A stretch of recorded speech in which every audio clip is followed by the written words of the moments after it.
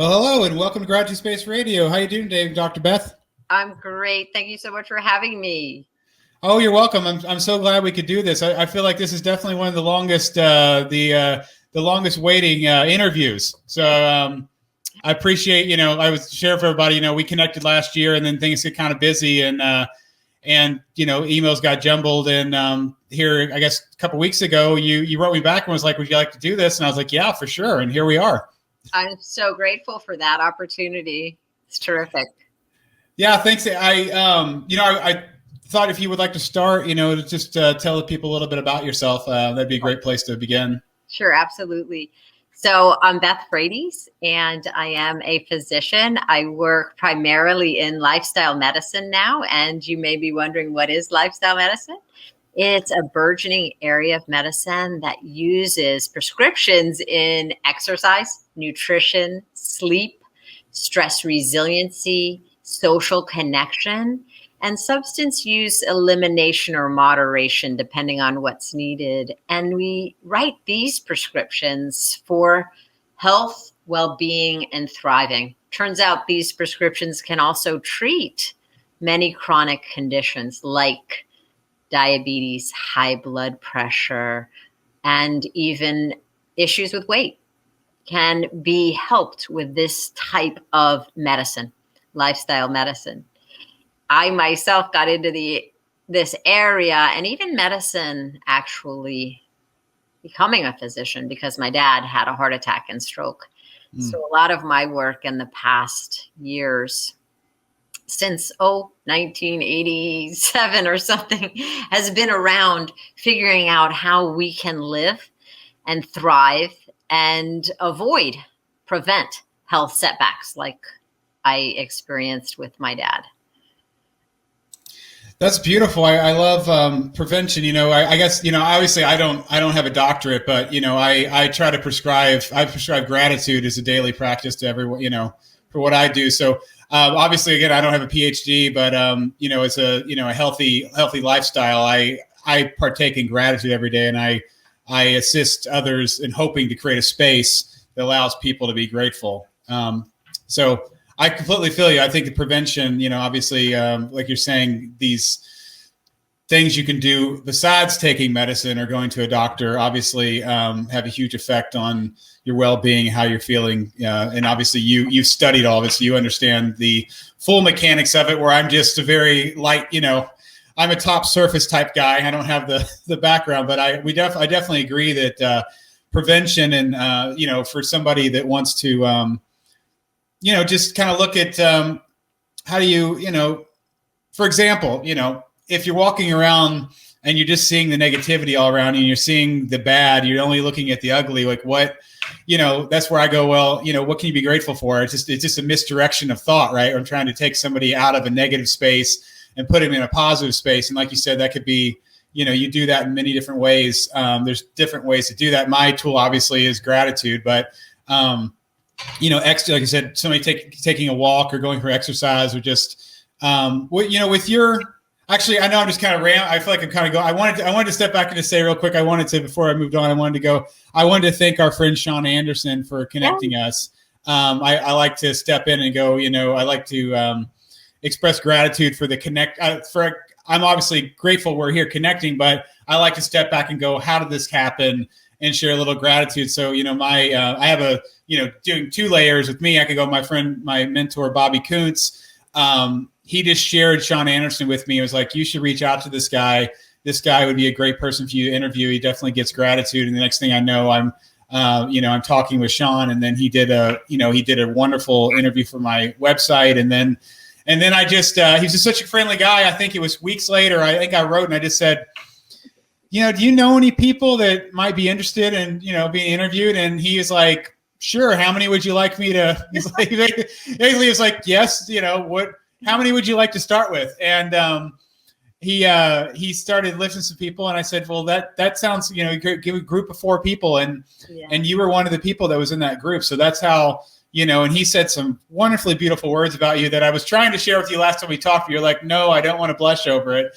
But he had some amazing, beautiful words to say about you. And what a great person to connect people. So that's my experience. And then you told me that you met him through Twitter. Is that right? That's right. Yeah. And I was going to say there's some people who are just magnets for gratitude, right? Magnets for positivity. And I think Sean is one of those. And I did meet him on Twitter. Interestingly, I used to avoid social media for a long time. I wasn't on Facebook, Twitter, Instagram or anything. And then it was really April of 2017 where my department at Harvard in Spaulding Rehab Hospital, where the Department of Physical Medicine and Rehabilitation at Harvard Medical School, they encouraged us to get on Twitter actually and to share our work, our views, our research with the public, and also create collaborations with colleagues throughout the country and even globally. And I must tell you, I was very hesitant and almost resistant in the beginning to enter this space of social media. But I met people like Sean and now have opportunities like this with you. I've started collaborating with people at Oxford I never would have met. Of course, they're in England, and others in Greece. And it has been a remarkable opportunity. And yes, people who are like Sean, and they express a lot of gratitude on Twitter. I haven't met him off Twitter, but on Twitter, and I'm sure off in his case, they do become these magnets for others that prioritize and enjoy gratitude. Yeah, he's wonderful. And I remember talking with him and like even hearing him on another podcast, and his things like, his whole things, he wakes up and he's like, his intention is I'm going to help 3 people today. Whatever that is, and when I've got a chance to just chat with him for a half hour, 45 minutes, I know for one thing, I'm very grateful because I'm like, this guy has got a world of knowledge. He's given me his attention. He's given me his focus, and he wants to be here. Right. You know what I mean? Like, yeah, it shows. Point. And I do want to circle back to something you said for the people who are listening in today and perhaps to the recording later. You said something like, well, I don't have a PhD. And I would just want to express that there's wisdom, deep wisdom in all of us. And I will tell you that the greatest teacher I had in the area of gratitude was, in fact, my grandmother, grandmother, who didn't have a high school education here in the U.S. She came from Vassara, Greece when she was 18 and immigrated here to East Boston and was with my grandfather. They had an arranged marriage and they started a family and they started a restaurant, a Greek restaurant, and they did really, really well. And they worked really, really hard. And I grew up with this as my model, but more importantly, with my grandma Rose, constantly expressing gratitude. She was grateful. You would go and I would go to her home for holidays or just for visits. I was from New York, so it would be a ride, and we'd get to grandma's house, and she would constantly be happy and express her happiness. She would be grateful for things like, Elizabeth, the sun, it's shining. It's shining. I mean, I can see her right now in my mind. Of course, she's passed away, but I can see her right now just expressing the gratitude for the sunshine. And she had a peach tree out in her backyard that actually grew peaches. I don't know anybody else who could grow peaches in East Boston, but she grew these peaches, and she was grateful for family. She was grateful for friends, for food, for opportunity. She was grateful for the joy of being able to walk to the store with me. She lived close to her grocery store, and I would go with her. And just that jaunt, that walk with her was joyful. She was grateful to see people that she knew at the store. And when we entered the store, the store clerks would run over to her, Rosie, what do you need today? And, oh, thank you for your help. And they'd help her find what she needed. And I remember being in awe of this woman, my grandma Rose, who just exuded love, loving kindness, and gratitude, and really was a great teacher of gratitude. Again, I'm just bringing this up because there's no PhD for her in gratitude. Right. It was just her being. It was her way. It was Rose. And I think there are a lot of people like that who don't have formal education in psychology or in gratitude, or like me in medicine. They don't, but they are remarkable teachers for us, and their wisdom is deep. That's so beautiful. Thank you for sharing your grandmother Rose. I love that so much. My grandmother, I feel very similar to. She, I don't know. I never met I don't have a memory of my birth grandparents, but my mom's dad remarried, and that became my grandmother. And she's the only memory I have of grandmother. My grandmother is grandma, and she actually passed away this last year. And I really, with her, like, I have wonderful memories of her just being loving and present and cooking and just family.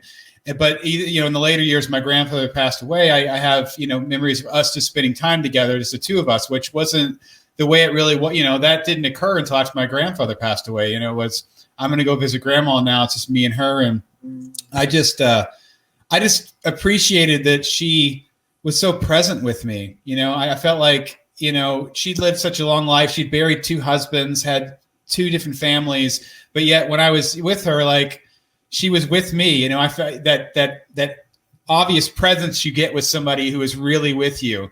They're not wanting to be somewhere else. They're not caught up. Was just such a beautiful thing that I strive for. And yeah, she passed away this last year, but she taught me so much just in being present. And even I was sharing this morning with a friend, when I started my gratitude practice 5 years ago, we did gratitude campaigns, letters for people. And we did a week for my grandmother, and it was fantastic. So think about this, right? So you're talking about 5 years ago, I got people, cousins, and people to write letters to her. And when I knew she was close to passing, because all the stuff with COVID was going on, you were not allowed to go to the homes or anything. Her daughter reached out to me and said, well, Chris, if you want to come see grandma, you can see her tomorrow. And I immediately was like, okay, I'm going to get these letters. I'm going to print them up in big typeface just so I can give them to her, maybe read one to her, and I got all the stuff together. And the next morning I'm getting my shoes on, and my aunt, she texted me and she's like, Chris, if you come today, you can only come for like 5 or 10 minutes. And I took a moment and I was like, that's okay. And I wrote her, I was like, that's okay. Cause I realized, I don't need a lot of time. I was thinking, I just want to do this. And then my aunt wrote me again, and she expressed that this now is not a good time. And I was obviously deflated. And, I inquired about when I could go later, and she wasn't sure. And my grandmother passed away that night. And it was really sad that I didn't get to see her. That's more me being selfish. It isn't like, I knew I didn't need, there wasn't a necessity. We loved each other. It wasn't like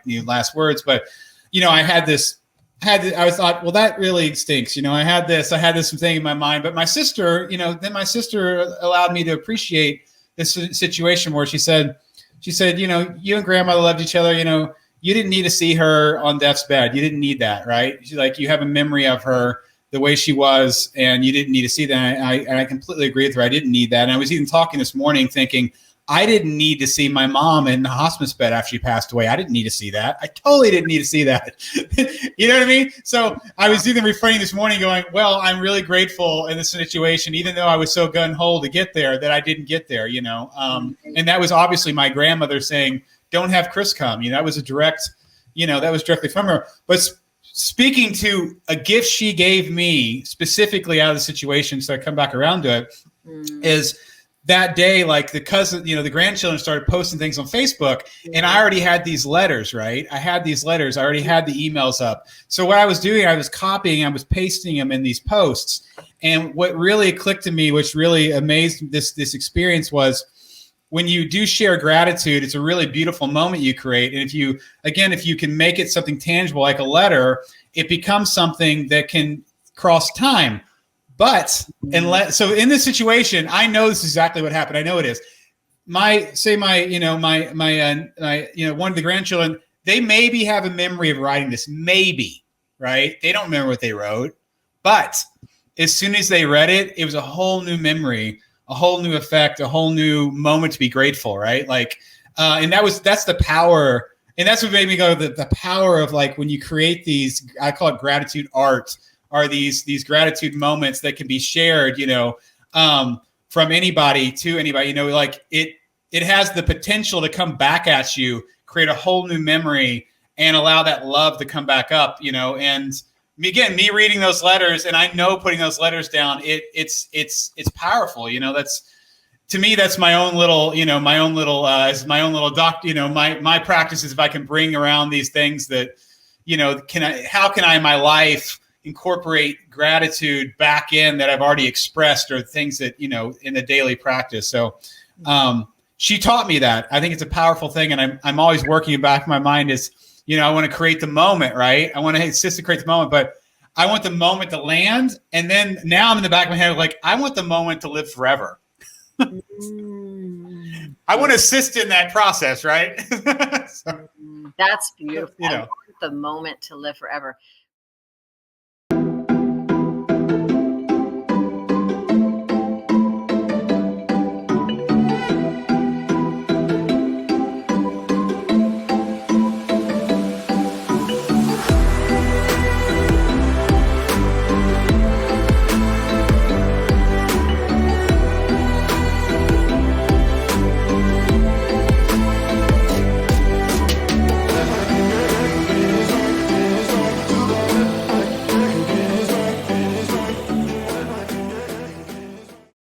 Chris, that was all very powerful. Thank you so much for sharing that with me today, with everyone listening. It brought up so many things for me, and I'm thinking for others that are with us in this space right now. May I share a couple of things that brought up for me, right? Please. When you were speaking. One is an academic piece, which is that research is showing us that writing, the act of writing your gratitude. So, dear mom or Mrs. Smith, or to whomever you're writing, dear, I am so grateful for you and for what you have done and for your love. And while you're writing this, you actually get a great deal of benefit. Some suggest that this may be increasing our serotonin levels. This may be increasing our dopamine levels, which are all feel-good neurotransmitters in the brain. And just that act of writing does that. Now, you may know the quote, feeling gratitude and not expressing it is like having a gift and not unwrapping it. Right. Well, what's interesting is that simply writing that out for yourself is a gift to yourself, the writing of it. Now, there's that other piece of it, which is the handing it to somebody else. And then that person getting to experience the joy of the other person's expression of gratitude. There's that piece of it, which is lovely when you do have that opportunity to share with another your own emotions around appreciation for what that person is to you, has done for you, means to you. That's a beautiful thing. But let us not forget that the act of writing itself, the act of expressing that gratitude has many, many benefits. If we end up sharing it and we have the opportunity to share it live or not. The second thing I want to bring up is not academic, it's personal. And I guess I started with my great grandma Rose sharing her being, which was such a grateful being, and me, even as a small child, wanting to emulate that and be like Grandma Rose. Sometimes it takes a setback for us to really put things in focus and to start being or becoming that which we strive to be. So for me, that was my dad's heart attack and stroke, which I already mentioned to you. I put the world in a whole different perspective, because none of us in my family up until that time had any health setback. So that experience of seeing Dad, who was the pillar of strength, one day, and then in the hospital with IVs and nasal prongs and a lot of different tubes in my mind. I wasn't a physician. I was 18 years old, and I just know he couldn't move one side of his body, and that included his face, his arm, his leg. Couldn't speak, couldn't smile. And tubes, in my mind, tubes everywhere, machines hooked up, beeping, going on. And that moment on, for him, for me, for my mom, for my family, it changed everything. And we became very grateful for every day that we were all together. We were all functional. We could walk, we could talk, we could smile. And for me, it changed my relationship with my dad. It changed my dad's entire life. I mean, he made a complete recovery, I just want to say. And he also made a complete lifestyle change. So the personal story here is that I started feeling such gratitude for him every single year he was with me. So his birthday was in April, and I started that moment at age 18 to write a gratitude birthday card to him. And I did that every year. I said, I am so grateful that you are here with us for another year, that we were blessed with your presence. And in this year, you experienced graduation with me. You experienced cross country. We actually drove cross country together, my parents and I, when I was like 23. Anyway, whatever happened that year, I chronicled it in the card, and I put emotion, not just what happened, but I remember writing things like, that was a highlight for me, because when we were laughing hysterically at the restaurant in Utah, I'll never forget it. And this continued on until he passed away in 2012. And I enjoyed writing it. And I didn't need research to tell me that I am expressing gratitude and experiencing an increase in neurotransmitters that are feel-good neurotransmitters. I didn't really need the research. It's interesting that it's there now, pointing that way.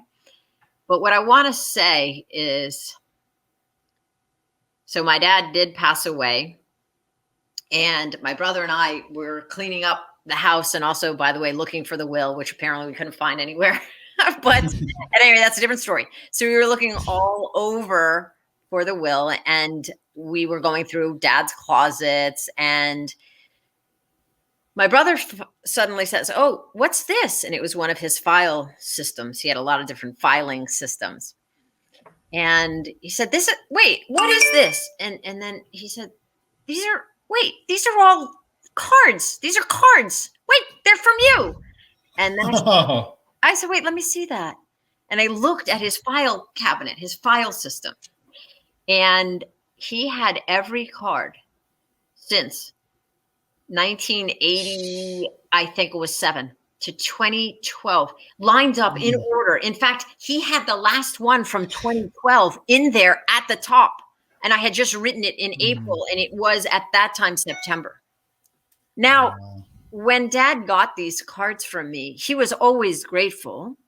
Thank you so much. Oh, I love this. Thank you. Thank you, Beth. And a big hug. And I never knew he was keeping them and filing them away. And when I learned that, it was just a whole other kind of connection that I had with him, and with gratitude, realizing that we don't always know the power of the card, the words, maybe when they're reviewed and reread, and what kind of impact they may have on the person who's receiving them. Wow, that was so beautiful. Thank you for sharing that. Wow. Came from your beautiful story. Oh, Oh wow. When you were talking there, the thing that I've learned, because I have my situation with my mom is I wrote a letter to her on my birthday 4 months before she passed away. So we're on different spectrums of this writing our parents. But what I've learned, and you just spoke volumes to it, is, gratitude stacks. It's stacking all the time. Just from my story example, my example is like, if I sit down, I wrote a letter, right? That was one stack. And then my mom read the letter. That was another stack. And then we were together, and that was a separate stack. And then my dad read the letter because I put it on Facebook, and my sister read the letter, and people read the letter. These are all stacks, stacks. I mean, technically this moment is a stack of that letter. It's still stacking. The only reason that, straight up, I wouldn't had started my website. My mom, if I hadn't written that letter, I never would have started the website, which led me to here, to the Doors, to the ear, and to Sean Anderson, to here we are, like it literally is stacking in this moment. And I love when you're talking about your dad. What I love so much is like, you did from 18 on, you were writing these letters, and each one was stacking on top of the other one because it was something you were doing. And then he passes away, and you find all these, and you have a whole new memory of these. He passed away, but now it just stacked again, and now you're sharing it too. So I can't even imagine you giving him these letters, you not knowing he has them, and then there they are, like you found buried treasure where you weren't even looking for. Like that's magical. The finding that he not only that he kept them, but there they are, and you can read them, right? Like, wow, so beautiful. It really is. It was a remarkable experience. And I will say, just going from the other side now, when I teach or I work with individuals on behavior change and lifestyle medicine, and somebody writes me a thank you note, I collect those. I feel like my dad. I started collecting before I found out that my dad was also a collector of these things. So I collect them in a box I have right on my desk, and I do look at them again. And of course, many students now are emailing. So I also have emails that I actually like to print out, because I'm back in that I'm still paper person. I know that it's not the best for the environment and for trees, but I will look at those letters, and I will feel so much warmth just from reading them over again. And they're inspirational. They help me to move on and move forward again and again each year with a new class. So receiving, that's one thing, is I gave, right, to my right. But receiving these letters from students or clients, it's really so powerful. So I think hopefully people get both experiences, where you're able to express it in a letter, right? Your own gratitude. Mm-hmm. And also you're able to receive it in a way. And in this, of course, could be verbal. This could be over the phone. There were so many ways to express gratitude. I think the written word, verbal word, that's all powerful. I mean, some people even write poems for others, or songs for others, and these can be just life-changing, because you say, oh, that person sees me in this light and appreciates these strengths that I have, and it helps you move forward. This last year I've been thinking a lot about, how, because all I want to do is be a catalyst for gratitude. And honestly, just being kind to someone, is being a catalyst for gratitude, showing up on time, or letting people, let they exist, or just being quiet. Obviously there's the more straightforward, you can have conversations about gratitude. Do you want to cut to the chase? I mean, or just giving somebody a sandwich or anything. It's like, but the cool thing is, it's like when you become a catalyst for gratitude, you're allowing people to be in the space with it where they can experience it. And that's its own way. And then obviously, like you said, receiving and giving, that's my way, my way of being grateful for somebody is showing up for them, or being kind to them, or listening to them, creating that space. But I think, obviously, I was talking to someone this morning. It's like, I love the fact that you're keeping these letters people are giving you. Again, like keeping a journal, gratitude journal is really great. And that's like your own thoughts, which is great. But the more, if you could keep letters that you wrote to people and letters that you've received, that's like, that's such a step up, because you're creating moments with people. You can't alone. These things can't exist. It takes this other person. It takes an experience and a moment. I love. So I never even thought about that. So it's like, it's not a gratitude journal. It's like a gratitude. I don't know what you'd call that, but it's like your gratitude scrapbook. It's like a gratitude scrapbook, or something like that. That way we got to be able to go begin and receive. But how much more powerful is if you could we see these things come in, they could be little anythings, and we put them somewhere we can find them, right? Because that's the most important thing, is somewhere we can see them. And I don't think there's anything wrong with printing it out, Beth. I think if a use of paper is printing out a letter, it's going to remind you of something good. Then I think that's better than 99% of the things that are being printed on paper. Right. And as you were speaking, I was also now struck with a different thought, which is sometimes the gratitude is simply expressed verbally in the moment. And taking these opportunities to do that can also be so, so powerful and memorable. So I was thinking about a time when I was teaching at the medical school, and I can see this now. I can see this whole image happening like it was yesterday. It was many, many years ago. It must have been now at least 15 years ago now, what I'm going to share with you. But this expression of gratitude that I received, I can feel it even today. And it wasn't written down. And how is it staying in my memory? Sometimes something sparks it, like this conversation with you, and this memory replays. So I'm replaying it. And there's the hippocampus, the area in the brain that's really involved with consolidating memories. And I'm replaying it. So I'm now consolidating it yet again, and then verbally sharing it with you, which is a time when I was teaching. And, medical school can be very intense, and the students are under a lot of pressure at times.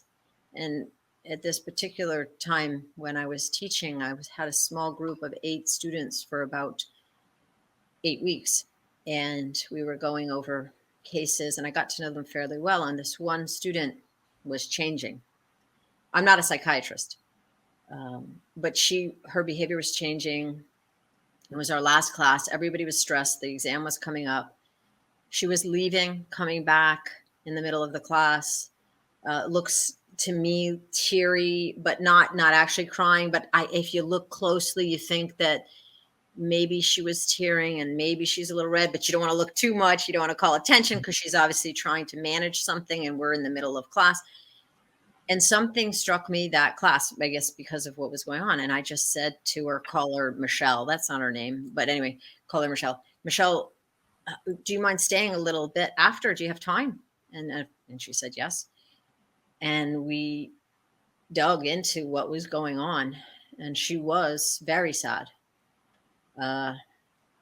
Actually considering taking her own life. And we got to that point in our conversation and got her help immediately, brought her to the health services. Now that is a tough part of the story. The good part of the story is that she took time off. She got help. She figured things out. And I teach a lot of different students. I did lose track of her. I knew that she went and got help and was grateful about that. I would think about her occasionally. And then a year or 2 later, I was going in to teach the same course, new students. And teaching can be very demanding, right? It can, because it's not only that you're teaching the material, but you do get involved in the students' lives. And well, obviously, and specifically in that one, but that happens at different levels with pretty much every student. So I was tired, and I had kids, and I was writing a book, and I was saying, what am I doing with this teaching again for 8 weeks, coming in and doing this teaching again? And I was walking up the stairs feeling really like I don't know if I can do this, Mm. much longer. I've got a lot of other things that I'm doing, and I just don't know that I can spend this time with these students and do this teaching much. This might be, my last go of this. And I remember I'm walking up the stairs, and then I'm showing my ID, because you need your ID to get in. I'm showing my ID, and suddenly this person comes from behind. Dr. Frates, like, literally lifts me up. She was bigger. I'm not that Mhm. big. Like, lifts me up, gives me this huge bear hug, and says, thank you so much. That conversation we had at the end of that class, I got help. I'm all better. I figured things out. I cannot thank you enough for keeping me after class, listening to my story, and leading me to help. And how we bumped into each other. It's a big school. How Right. we bumped into each other that day at that time, when I was just thinking to myself, can I do this? Right. Right. And that expression of gratitude was something to me that I will never ever forget. I will never forget that moment. I'll never forget that hug. I will never forget that day, that time in my life. And so I'm grateful that this particular student thrived and got better, and also took that opportunity to just throw out her gratitude in every form she was comfortable doing. Mm. So even though we don't have that written down anywhere, that's not Oh. that's not a card, right? But it's definitely got a place in my heart. It's got a place in Right. my hippocampus, in my brain. And I just don't think I'll ever forget it. Mm. With over 50 different perspectives and stories on gratitude, this book captures what most books don't.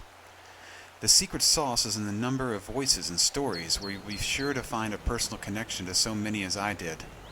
A really excellent book, David Freeman. Found exclusively on Amazon.com.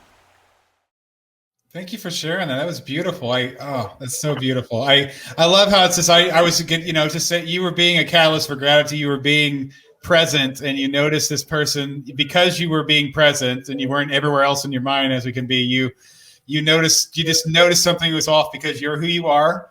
And then you gave the attention, you gave this woman attention, focus. And wow, that's, and then there she is showing up at this time you're feeling down, this magnet to feel like right at that moment where you're like, what am I doing here? And like, oh, this is why I'm here. I'll give you a reminder right now. I mean, yeah, you can't explain how those things happen. I do want to circle back to that really important point you made, which is about being present. When we're present, we can let our inner wisdom and true beauty out, and we can share it with the world. But it's really hard to do when you're not fully there and fully present. And I think this mindfulness training really goes so well with gratitude. I've taken different mindfulness trainings, now over the years: mindfulness-based stress reduction, Herb Benson's relaxation response, meditation, a lot of different ways to be present and in the moment. And I think that in itself is a gift, to learn how to put everything away and just be where you are in that moment, and be open to whatever that moment is going to bring you. Yeah, it's I'm going to have on a podcast later this month, Hector Garcia, who wrote a book called Itchy Go Itchy, and it's basically it's about the Japanese tea ceremony, and they say that in that phrase before they start, just to remind themselves that this is special, this will never happen again. And it's that idea of it's a custom they have to bring themselves to the present moment. And the book is spectacular. So I'm so excited to have him on, but I just love, it's that idea, like what intentionally can we do so that we can be here? It's like, what can you do to be here? My mindset's like, okay, the future hasn't happened. It's an idea, right? When it occurs, it's not the future. I don't want to be bogged down by the past. This is where the magic is. So if we can just make a statement that allows the other person to know this is special, and I do know every moment technically will never happen again. And that's why it's unique, right? That's why it's special. So any more reminders to bring us to the present moment. That's why I really love these conversations like I'm having with you, because, if we were at a coffee shop talking, there would be 1,000,001 things going on. It would never be this focused. You know what I mean? Like, we can actually really be, I feel like this allows two people to really be present. Right. They're showing up, so, I'm completely with you. I was thinking, just spring off your story about your student, remind me of another gratitude story. When I started building my first website after I had this, my question was, how can I initiate people to have this experience?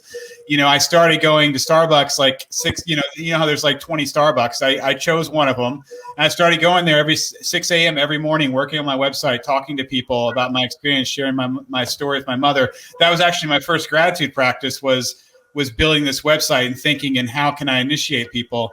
Wow. And a lot of magic occurred out of that. There's a lot I could dig into, people I met and where that went. But what I'm going to say in this moment was, again, so I chose a Starbucks that was like 20 miles from where I was living. So I didn't choose, you know what I mean? I made a choice, this one I went to. So I'm just saying this specific one. And one morning, I'm sitting there because I sat at the big table, at 6 a.m, so people would come and go. And there's a guy sitting at the table, and I don't know who he is. And I said hi to him, and, we started chatting, and, I think I must have asked him what he did. And he said that he was a cancer doctor. And I believe I pivoted to, I can't remember exactly who asked the next question, but I came to the realization that this was my mom's cancer doctor. This was Dr. Williams. It had been almost a year later, and I was sitting. Yeah, it was almost a year later. It was probably like 9 months later after she passed away. And I didn't know it was him when I sat down, but then, like I said, again, there he was. And it was just, he's like, oh, I knew who you were. I didn't want to say anything because I didn't know. And, we had this beautiful conversation, so from that, so a couple of cool things here. One of the, and I wrote about this in my book, but one of the most amazing, when my mom was in their last couple of weeks or last month of her life, I said, obviously there were bad experiences, but there were really good experiences.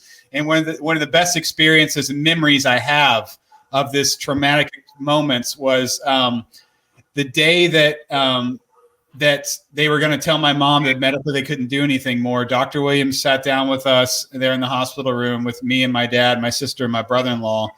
And this is what he said. He said, he looked at my mom, and after he said they just medically can't do anything, his whole thing was he wasn't God. So he would never give anybody a timetable, which I thought was beautiful. But he said this, he said, you're not dead yet. He said, to quote Monty Python, who she doesn't know who Monty Python is, you're not dead yet. And we don't mourn the living. And it was so beautiful. It was and it came from, he was perfect because he cared about her. It was such a perfect thing to say, just to go, be here now. Don't mourn this person. It was so much said in so few words. It was like, we'll have he didn't have to say, we'll have all the time in the world or mourn her later. You know what I mean? But that's what it meant. It's like, don't sit here and act like she's dead. We don't mourn the living. This is you're alive. We don't know what's going to happen. And that was such a beautiful, beautiful moment in such a freaking ugly mess of moments, right? But it was such a beautiful moment. And one last thing I want to share about him. I knew my dad loved this man so much. And I talked to Dr. Williams. I said, look, I need to surprise my dad with you. I need to do this. So I actually set up, it was sometime a month or two later, I made a lie saying we were going to meet somebody else for dinner. And I set up where Dr. Williams walks in, sits down with us for an hour and a half. And magic. My dad, after we left, this is the conversation. He's like, wow, that was amazing. He's like, I think I've only been surprised 3 times in my life. And then we had a conversation about the other 2. He's like, what a gift, right? And it's because of this man, Dr. Williams. So anyways, just those things, right? That's a great story. Yeah, he's man, I love that guy. And I got to surprise my dad again because I was writing the book. So I wrote to Dr. Williams. Dr. Williams did a short video for my dad's birthday, October 27th. And when I saw the video I had that day, I wrote him back and said, we're giving him an Apple TV and we have these other things, but you know what he's going to remember? He's going to remember this video you just shot for him. So talk about, anyways, this love, total love. Yeah, I love that. And I mean, I think when you talk about gratitude, you're talking about love, right? I mean, that's a lot of the conversation and a lot of for sure. Right? It comes from the heart. It comes from love. And I think actually a big piece of this might be when you love yourself and you learn to love yourself, you're actually far more open to expressing gratitude and receiving gratitude. I think it's hard for people that aren't in the space of loving themselves to be open to this. Then again, gratitude can perhaps open the door for people to begin the journey of self-love and appreciation, right? First, gratitude for self, right? Where you've come from, the obstacles you've gotten beyond, and your own strengths. Each of us has unique strengths. So starting by feeling gratitude for your own strengths and gifts and talents, and then starting to use those to make the world a better place in some way, because you're so grateful for what you have and what you've been given. And I think maybe it all really goes back to love and feeling love for yourself, feeling love for others. And I think feeling love for self can help feel love for others. And I think others loving you can help you love yourself. So the gratitude, I guess, kind of goes full circle in the space of love. I completely agree. And, you know, I was interviewing my friend Dino Sutter last year, and I asked him, what does gratitude mean to you? And he said, it means I am enough. He was quoting Renee Brown, I am enough. And I was like, yeah, there it is. Loving yourself. You know, gratitude is for, you know, it should exactly start with you. You know, in my book, I had my friend Medea wrote a letter to her. The gratitude essay that she chose was a letter to herself. Wow. Not to forget to appreciate who she was, her strengths and her fault. And you know what I mean? And I'm completely with you. I have this practice I call gratitude cubed, where if you are in a grateful state and you love yourself, you have to be in a grateful state. You got to love yourself. You can look back and say, whatever happened is okay. It's okay because I'm here. If I appreciate where I'm at, I have to take the good with the bad. Yeah. You know, and go, I love who I am. I'm grateful for where I am. It's all okay. It's all okay. Mm-hmm. which can be a tough thing to say, you know, sometimes, but when you get into a grateful state, it all kind of, I don't know, it's almost like putting on prescription glasses. Everything kind of comes clear and you're like, it's okay. I can see all, you know, obviously this was a dip, but I can see that this dip, you know, like we're saying with the letter of gratitude or, you know, these dips, they lead you to where you are and who you are. You become who you are through these traumatic moments, you know. Right. And that almost leads us full circle to like my dad. And when I said, you need this health setback to really kind of sometimes get you in the moment and get you to really appreciate what life has given you. So that was making me think about when you just shared. I was thinking about, okay, so what can people do now who are listening? Mm-hmm. I mean, they're on your podcast, so they've probably been practicing gratitude for a while, but I'll share with you some of the things that I work with people who are new to gratitude journals and expressing gratitude. Often I ask them to think about the thing that they cherish most in this world right now. So they say, oh, I don't know, I'm not really grateful for anything. So that if you change it a little and you say, well, what do you cherish most in this world? And oftentimes they'll say something like, it's usually a being, right? A person, an animal, something that they really feel a connection with. And then you can say, what is it about that being that person that you admire or cherish so much? And then they can share that with you. And then you can say, so when you think about gratitude and you think about this person and you're cherishing them, let's reframe it now. And if we say, so what are you grateful for? Then they can often express it in this terminology of gratitude. But a lot of people, they're not familiar with it. And it can be such a fabulous tool personally, but also professionally. There's research that shows that people at work, when they experience gratitude, when they express gratitude, they actually are more productive. They have more high quality connections. So learning how to do this for ourselves and then sharing it with colleagues is so important. And it's a way for us to, like you said, stack the gratitude. And when I've been working now with physicians through COVID and trying to get through the tough times, we talked about gratitude a lot. And many of them now are starting their meetings, their department meetings, their division meetings with other physicians, and they're going to talk about problems, patients, etc. They start with, what am I grateful for today? And that changes the whole setting of the meeting, because you're starting at a space of gratitude. So that's also something that people can do. I've done this with clients who are not physicians, but who are working for a healthier lifestyle.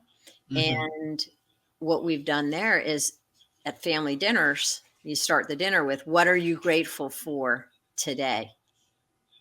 So these are some tips for people that maybe, as I say, are fairly new to expressing gratitude. Maybe for those of your listeners who are thinking about expanding it into their family structure or into their lives professionally, this could be ways to do that. In fact, I also know a colleague, another physician who's working as the head of a division in a hospital. And what he's done is, there's a whiteboard outside the elevator, and the people can put on the whiteboard, it's a daily gratitude space. So you can put on, you can put on the whiteboard what you're grateful for. You don't put your name, you just put the item for which you feel gratitude up, or the person, or the project, whatever it may be, or the sunshine, bring it back to, Grandma Rose. You just put it up on the board. And that is a way of bringing gratitude into the workspace. I love that. I've been talking with the hospital administrator in Savannah about incorporating gratitude into the hospital, and we were, she was talking about. I've created these things called gratitude stickies. So it's similar to what you're talking about, except you don't have to have a dry erase board. What the great thing is it has like 1, 2, 3 on it, so you can write what you're grateful for or who you're grateful for, and then you can stick it in a common space where you have a wall of people sharing what they're grateful for. And it's part of a daily practice. So if somebody was getting into gratitude, they could take, the great thing is they could take, 28 of these, and they could do it for 28 days. And when you're done, you've got this wall of stuff you can actually walk up to remind yourself, right? Again, like the reminder to go, it becomes its own like gratitude artwork on the wall. But I love this. I love the common, making gratitude like a common space somewhere in an office. I mean, for example, these stickies, she's even going to use these for the people that do 5 to 10 days where they actually have to be in the hospital. So when they're doing these morning meetings, the staff's going to hand them each a sticky, and it'll be their desire or not if they want to write on it. But when they do, they can stick it in this common area. And then again, like, you're building, the cool thing about that is you're building this wall, right? And what happens is when somebody walks in, it creates the space. Right. just the physicality of it creates the space. It's almost, it's almost like it's powerful imagery, Right. I think anybody can incorporate that with dry. Like, I love dry erase board's a great idea, chalkboard, or even sticky cards on the wall. Yeah, I like the sticky notes a lot. And of course, in the area of, in the time of COVID, if you're using the dry erase, you want to have the dry erase that have already been used, and they go in a jar, and then the fresh dry erase, and then you need to go through the process of cleaning those. You don't want to necessarily sharing that right now, but the sticky notes you could do quite easily. Again, with a fresh pen and all that. I'm just trying to be aware. Right, of course, yeah. Safety first. of everything. But I really like the sticky note idea, in that you can almost plaster an entire wall with that, and you can just keep on going. That's a really nice idea. I'm glad you shared that. Oh, you're welcome. When I start getting the pictures, I've already got the gratitude stickies developed. That we're deciding on the colors for them, and as soon as I start using it, I'm going to get images of it. So I'm really excited. When that time comes, I'll definitely share it with you. I'm trying to build out ideas that can travel and go anywhere. But that, I'll tell you, what's really cool about that idea actually came from, I had a guest on the podcast, and I asked him some of their, like, what do you do daily? And he said that when he wrote down what he was grateful for, he would do it on a 3x5 card, and he put it in his pocket so that he could walk around with it all day. And I was like, wow, I was thinking, isn't that a great idea? So therefore it's in your pocket, then that's where that idea thought. I was thinking, well, if you can write down something, and then how can we put it somewhere you're just going to see it? And it was like, okay, I think a sticky card will work great for that. So we'll see how it goes. I like that a lot. That sounds terrific. And I look forward to hearing about the updates and seeing the photographs, like you said. Yeah, thank you. Well, I know you did a great job of answering a bunch of the questions I didn't ask, even though we had that list of questions. Oh, right. Yeah, it all came out, hopefully. Oh, no, it was great. I didn't know, I only got a couple more minutes here. I didn't know if you'd like to speak a little to your, to the book, the Lifestyle Medicine Handbook. Would you like to share a little bit about that? Or? Sure. So I don't get any proceeds from this book. All the proceeds go to the American College of Lifestyle Medicine. Mm-hmm. And the book itself is about those pillars of lifestyle medicine I mentioned originally: exercise, nutrition, sleep, stress resiliency, social connection, and then substance use, moderation, or elimination. Those are our 6 pillars in lifestyle medicine. And the book goes through some live and learns. So examples of where I was counseling patients in these areas, and what was effective, what was less effective. It also has all the data, all the research, all the different studies that have been done that show that exercise is just like medicine. And in fact, there's a gratitude space. There's a chapter called Positively Positive, and I review a lot of the gratitude research in that chapter. And it's available on Amazon. It's called the Lifestyle Medicine Handbook. Beth Frates and John Bonnet, Rich Joseph, and Jim Peterson and I are the co-authors. If you just Googled Lifestyle Medicine Handbook and Beth Frates, Frates, it would pop right up, and you could get it also in an ebook version as well as a hard copy. And hopefully it will help you to lead a healthy life, to adopt and also sustain healthy habits for a lifetime. That's beautiful. Thank you so much. I'll make sure I put a link in the show notes for that. And if people want to reach out to you, is the best place your website? Yep, the website or Twitter. That's the social media platform I use mostly. It's at Beth Frates MD. Okay, well, I'll make sure I put those in the show notes. And thanks for sharing a little more about your book. I definitely want to read those. I'm excited to read about the gratitude studies that you looked at, and that sounds like that'd be a really great. Even somebody I was talking to this morning, he's working on our thesis around gratitude. I'm sure that's something that, being you've done all the work for compiling, I'm sure it's fantastic. Well, hopefully it will be useful. That's the idea. If it's useful, I'm happy. I'm grateful. All right. Well, you're sharing good stuff. So, I mean, it's like somebody's, I'm sure it's useful. I mean, you're explaining, I don't know exactly what you went through, but if people have done studies, I think that some people need to look at the scientific stuff, to bend their mind around, oh, okay, this is something I can look into. So I think it's a powerful tool. So I'm sure it's beneficial. Don't want to play it down. Well, yeah. So actually, if you do happen to get it and you have feedback, I'd love to receive the feedback. And thank you very, very much, Chris, for having me on your show today. And I hope that people who are listening are able to take away some new nuggets around gratitude. Oh, thank you, Dr. Beth. I had a wonderful time. Thank you for your time, and you have a wonderful day. Thank you. You too. Thank you. So I'm Chris with Dr. Beth, just saying, just stay grateful.